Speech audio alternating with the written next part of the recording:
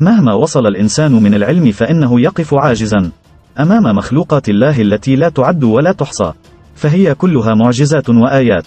ففي كل مخلوق من مخلوقاته يقودنا إلى التأمل في بديع صنع الخالق وعظمته وإبداعه. وفي هذا الفيديو سوف تشاهدون 10 من أغرب مخلوقات الله عز وجل. ولكن أولا وفضلا لا تنسوا دعمنا بإعجاب، وتأكدوا من الاشتراك في القناة، وتفعيل الجرس لتتمكنوا من مشاهدة فيديوهاتنا القادمة. ونبدأ على بركة الله. رقم 10. بوليوزا، وقد تسمى بريوزوا، وهي من حيوانات اللافقاريات المائية، وتعرف بحيوانات الطحالب أو الضاكيميات، وفصائلها وأجناسها عديدة تصل إلى أكثر من 5000 نوع، وتعيش معظمها في المياه البحرية الاستوائية، وبعضها يعيش في المياه العذبة. وتعيش البريوزات في مستعمرات، وعادة ما تستقر على الركيزات الصلبة والصخور. ويبلغ متوسط طول البريوزا نصف مليمتر، ويمكن أن يتراوح إجمالي أحجام المستعمرة من سنتيمتر واحد إلى أكثر من متر واحد. وهي من مغذيات الترشيح باستخدام لوامسها الدائرية التي تجذب الغذاء إلى الفم ثم نحو القناة الهضمية التي تبدأ من الفم وتنتهي في فتحة الإخراج. وعندما تتراكم بواقي الغذاء بكثرة داخل القناة الهضمية يتم إخراجه واستبداله بغذاء آخر جديد. وجميع أنواع البريوزات هي حيوانات خنثوية، على الرغم من أن العديد منها تعمل أولا كذكور ثم كإناث أو الاثنين معا، وتتكاثر بطريقتين، أولاهما الطريقة الذاتية، والأخرى بطريقة فريدة من نوعها، بأن تطلق بعضها الجرثومات المنوية في الماء، بينما يلتقط البعض الآخر هذه الجرثومات عبر مخالبها لتخصيب البويضات داخليا. وتتعرض البريوزات البحرية للافتراس من الأسماك وقنافذ البحر والقشريات والعث ونجم البحر، ويمكن أن تظل نائمة في ظروف قاسية مثل التجميد والحرارة، ويمكن نقلها عبر مسافات طويلة عن طريق الحيوانات والنباتات العائمة. رقم 9. سرطان البحر الساموراي أو سرطان الهايكي، وهو نوع من سرطان البحر مع ظهر يشبه وجها بشريا. يعتقد اليابانيون طبقا لأساطيرهم الغريبة أنه وجه الساموراي الذين هزموا في معركة دانو أورا. ففي أبريل عام 1185 قاتل محارب الساموراي حتى الموت في خليج معركة دانو أورا في بحر اليابان الداخلي. وكانت عائلة تايرا الحاكمة لليابان بقيادة طفلها الإمبراطور أنتوكو تتملك حكم الهايكي الياباني لعقود عديدة. ولكن بعد الهزيمة في معركة دانو أورا على يد ميناموتو، وخوفا من الأسر، أخذ محارب الهايكي الإمبراطور أنتوكو وقفز معه في الماء في مضيق شيمونوسكي.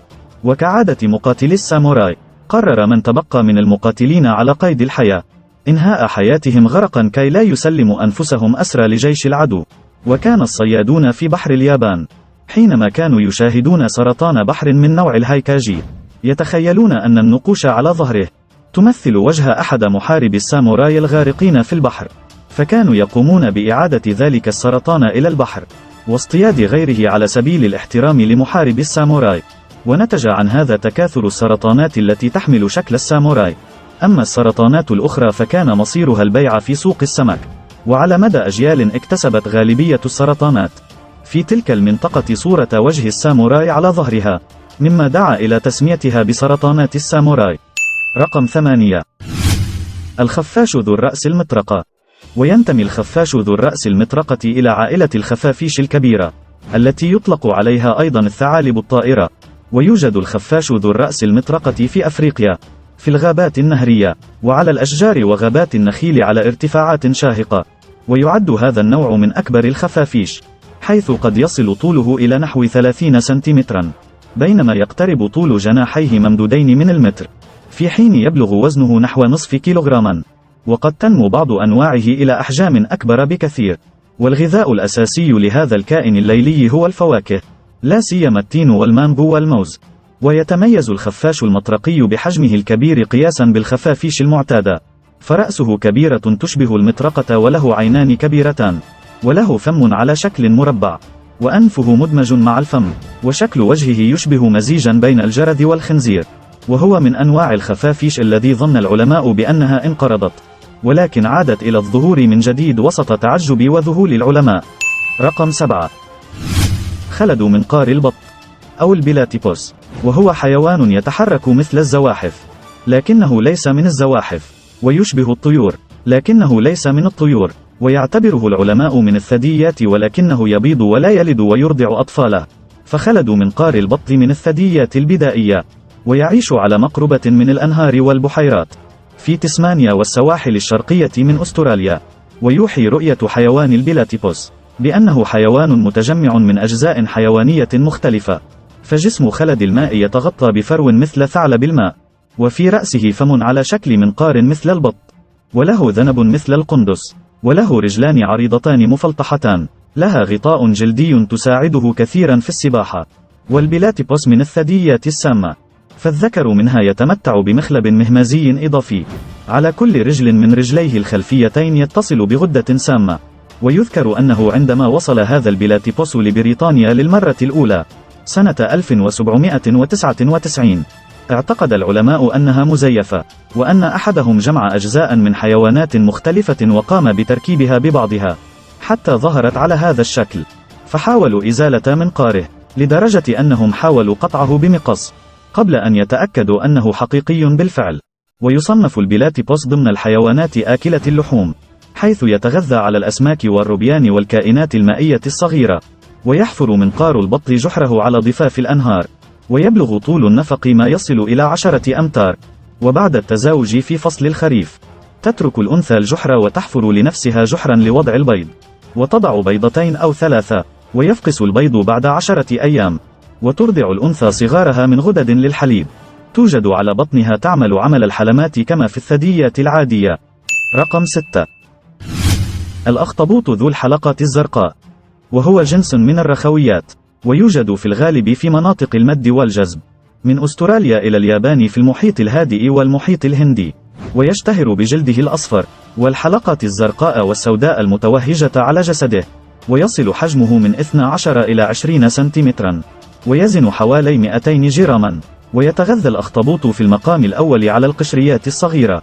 والأخطبوط ذو الحلقات الزرقاء يعتبر أحد أخطر المخلوقات الموجودة في أعماق البحار، ومن أكثر المخلوقات البحرية المرعبة، لأن السم الموجود في هذا الأخطبوط الأزرق قوي للغاية، فهو يحمل نوعين من السم في اللعاب، أحدهما لقتل فرائسه، والنوع الثاني يستخدمه الأخطبوط أثناء الدفاع عن نفسه. وإلى الآن لا يوجد مضاد لسم هذا الأخطبوط. رقم 5. اليربوع، أو يسمى فئران القفز، وهو حيوان ثديي يشكل الجزء الأكبر من أعضاء فصيلة اليرابيع، وهي قوارض صحراوية وثابة نظرا لامتلاكها أرجلا طويلة، فتبدو اليرابيع إلى حد ما شبيهة بالكناغر، لوجود العديد من أوجه التشابه كالساقين الخلفيتين الطويلتين واليدين القصيرتين والذيل الطويل. وتقفز اليرابيع للتنقل من مكان إلى آخر بنفس الطريقة التي تتنقل بها الكناغر. وتنتمي اليرابيع إلى الرتبة نفسها التي تنتمي إليها الفئران والجرذان والسناجب، وتوجد في جميع أنحاء شمال أفريقيا وآسيا شرقا إلى شمال الصين. وعند تعرضها للخطر من قبل الحيوانات المفترسة، يمكن لليرابيع الركض لمسافة 24 كيلومترا في الساعة، ويصل طول اليربوع من 10 إلى 25 سنتيمترا، ويكون ذيل اليربوع أطول من رأسه وجسمه. ويستخدم اليربوع ذيله لتحقيق التوازن عند القفز، وكدعم عند الجلوس في وضع مستقيم كما يفعل الكانغرو. ومعظم أنواع اليرابيع تتمتع بحاستي شم وسمع حادتين، نظرا لامتلاكها آذانا كبيرة وشواربا طويلة متجهة في جميع الاتجاهات مثل شوارب القطط. رقم 4. الأبسوم الأسود المبقع، ويسمى الكسكس الأسود المبقع، وهو نوع من الجرابيات في عائلة الفلنجريات، ويعيش في الغابات الاستوائية، ويوجد بكثرة في أستراليا وغينيا وبريطانيا. وهذا الحيوان شبيه بالقرد، وله أذنان صغيرتان وذيل قوي عار من وسطه حتى طرفه، وله فرو صوفي سميك بلون رمادي، وبقع بيضاء أو كريمية اللون. ويعتبر من الحيوانات الكسولة، فهو ليس نشيطا، إذ يتحرك ببطء ليلا ويمضي معظم وقته مختبئا على الأشجار، وينشط ليلا للبحث عن طعامه الذي يتألف من الأوراق والثمار والطيور الصغيرة والزواحف. ويبلغ وزن الأبسوم الأسود حوالي 6 كيلوغراما، ويبلغ طوله عادة من الرأس للجسم 70 سنتيمترا تقريبا، ويبلغ طول الذيل 50 سنتيمترا. رقم 3.